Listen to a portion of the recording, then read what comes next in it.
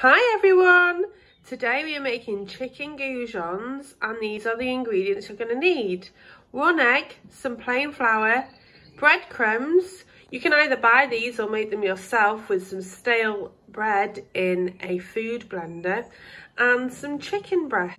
So the first thing you're going to have to do is preheat your oven to 200 degrees and wash your hands.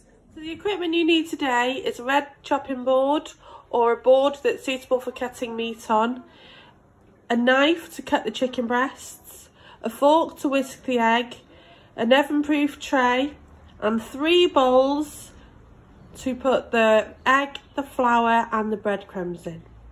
So before you start cutting the chicken, you're going to have to prepare what goes in the 3 bowls.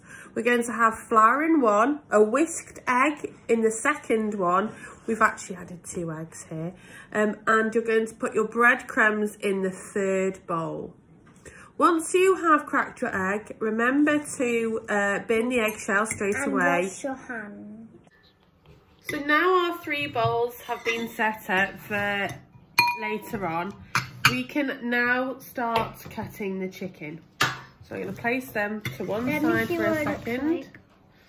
Like that. Yeah. Good. Now it's really good experience to learn how to handle meat safely.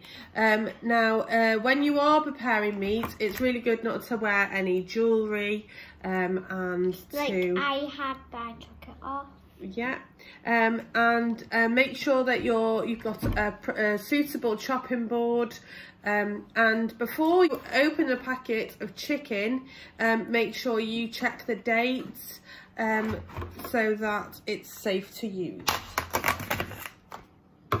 When you're chopping chicken, it's really important that we make sure that each piece we cut is roughly the same size.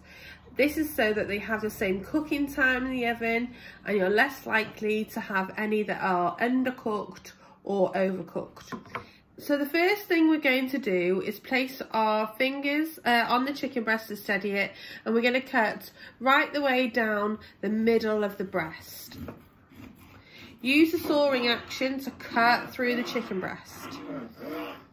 Now I'm holding this with the larger part away from me, and we're going to cut the chicken into mini fillets. So once you've chopped the chicken into nice equally sized portions, you're going to dip it in the flour, then in the egg,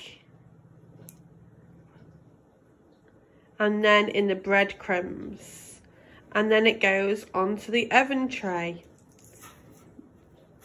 Now, if you don't like chicken, you can do this with another type of meat or protein, such as pork.